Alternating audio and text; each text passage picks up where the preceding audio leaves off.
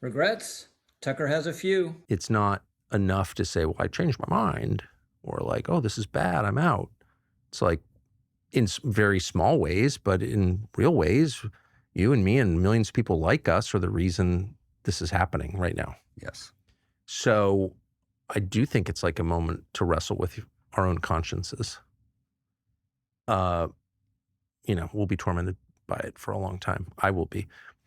And I want to say I'm sorry for misleading people. I'm Rich Lowry of National Review, and that was Tucker Carlson in conversation with his brother Buckley, talking about how terrible they think Donald Trump is now and how fundamentally disaffected they are from him. And I think this is a conversation we're dwelling on for several reasons. One, it shows just what a protean figure Donald Trump is. People who've spent years loving him can turn around and start hating him almost instantly, and vice versa. Two, shows the drift of an element of the MAGA right, an ultra MAGA element, if you will, that believes Trump is not MAGA enough by their lights. Marjorie Taylor Greene in this category as well. And it's a very self-indicting conversation. It just shows how delusional and or deceptive Tucker was about Trump for so long. I didn't think it was ever really difficult to acknowledge this is a guy with big flaws and big advantages. They come in a package. You're going to get both. Some people might want to emphasize one side of him over the other in any given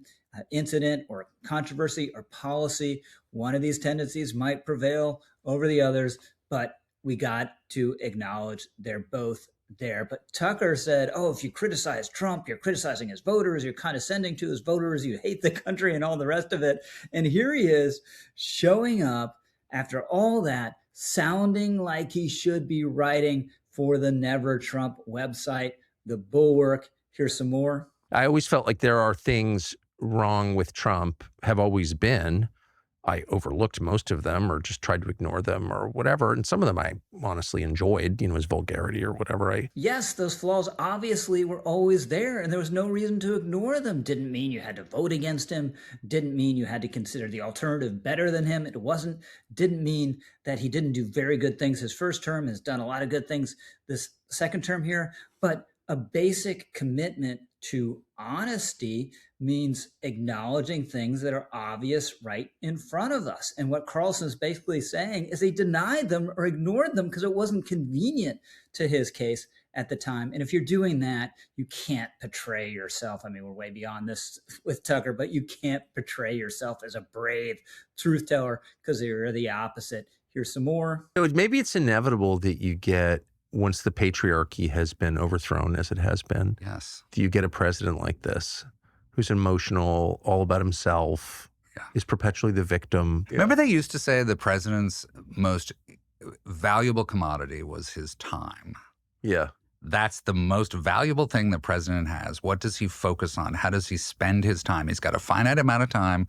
What does he focus on? And with Trump, you're like, oh, he's focusing on the iTunes background music for his thing. He's focusing on the, new Arc de Triomphe to Trump that he's putting up at the end of Memorial Bridge. He's focusing on the ballroom. It's like, are you serious? Get real. And get serious about your responsibilities. Oh, please. I'm not saying these aren't legitimate criticisms of Trump. Obviously they are, but they're just occurring to you now. We don't need fancy theories about the patriarchy to explain Trump. He's been narcissistic and a stubborn and willful guy his entire adult life. Downsides to that, obviously, there are also upsides in the political realm. This is the aspect of his character that gives him such incredible self-confidence, right? In 2015 and 2016, there were things he didn't know on the debate stage that if someone else hadn't known them, it would have shamed them, right? They would have skulked off, never be heard from again. Didn't bother Trump whatsoever. Every single controversy we've seen him engaged in the last 10 years, he never blinks. He does bold and audacious things because of this aspect of his character, but there are downsides to it as well. Here's some more. He is disdainful towards the American people. He's disdainful towards the people who put him in office and the people who sacrificed a lot, real physical and economic injury to get this man in office. And to witness the vitriol and the moronacy and just the never-ending me, and you're not with me, I'll define what the program is now once I'm in office. This is really unfair. I don't think Trump is disdainful of the American people. He's desperate for the support of the American people, nor is he disdainful of his voters. And in terms of his program, you netted out what he did in the first term, what he did in the second term. Almost all of it are things that he promised to do. Now, a big exception, this plays into how upset Buckley and Tucker are, is the Iran war. But he has been a hawk on Iran for 50 years, has talked for decades about invading Iran, toppling its government, and has been absolutely adamant over the last 10 years that Iran can't get a nuclear weapon. And then the idea that he defines the movement, yeah, he's been pretty clear about that from the beginning too, right? This is the whole I alone can fix it from 2016. So if they didn't buy into that, if they weren't on board that, and they gave every indication they were, it's really ridiculous to come back all sad and whiny about it now, yet more. She texted Trump and she said, my son is getting threats because I've disagreed with you on the Epstein files. And Trump responded to her by text message and said, he deserves it. It's your fault.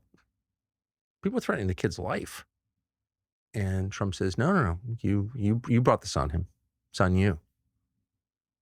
That's disgusting. It's outrageous. I didn't know that.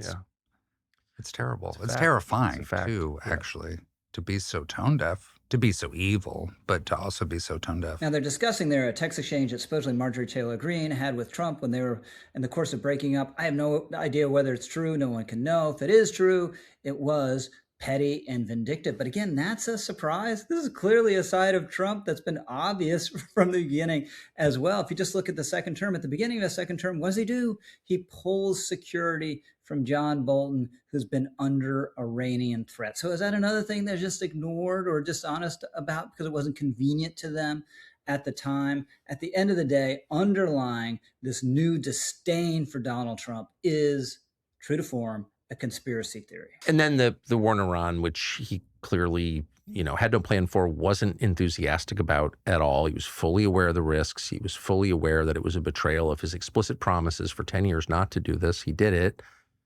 He did it against his will. That's my highly informed read. Yes. I mean, I could be wrong. You don't know what people's motives actually are, but I mean, from very close vantage, I can say I don't think he was excited about it, but he did it. Clearly he felt he had no choice. So, and I think that's widely understood. Yes. The idea here is that Donald Trump is under physical threat from shadowy forces, probably Jewish and or Israeli, forcing him to do Bibi Netanyahu's bidding, because if he crosses Israel, he knows he'll be instantly gunned down. This is so stupid and preposterous, but that it also plays into, is related to the conspiracy theory about Charlie Kirk's assassination. Then Charlie, I guess there are many other things in between, but once Charlie Kirk was murdered, I feel like he failed on a tonal level. I don't feel that he displayed enough real sympathy or focus on finding Charlie Kirk's death. I mean, killers, forgive me. On solving the crime, on using the entire apparatus of the U.S. government to solve this crime in a way that would allay people's fears of a conspiracy or other things going on. The U.S. government actually did solve the Charlie Kirk assassination case. Tyler Robinson did it. There's a mountain of evidence against him. It is an open and shut murder case. There's no reason to seek out the real killers, but because we have the real killer in custody. And by the way, credit where it's due, Trump has been stalwart in defending Erica Kirk when conspiracy theorists have been determined to smear her. Now, there are, of course, conspiracy theories as well, supposedly, around the Trump assassination attempts. Looking back after the last year and a half, it seems like it kind of was. And it's easy. Well, you could get really deep about it and say, what was Butler? Like, how was it that and Ryan Ruth, I mean, he was subject to 2 legitimate assassination attempts. Have we ever gotten to the bottom? I know you've talked a lot about this, but have we ever gotten to the bottom of that? I haven't talked a lot about it. I don't know the answer, but I know that those investigations have been stymied. Fact. stymied from the very top, from people Right. who actually would have the power to get to the bottom of And it. So we're supposed to believe that Trump is all about himself, but doesn't care about who tried to kill him? Come on, it's completely ridiculous. But this is all building up into the ultimate conspiracy. The question does present itself immediately, like, what is this? Was this always the plan? You don't want to be a conspiracy nut, but like clearly there were signs of low character. We knew that. Yes. But it didn't, there are tons of people of low character who like outperform their character. It doesn't have to be. Sort of the norm, actually, these days, I Right. would say. I've outperformed my character a lot. I don't have especially high character, right?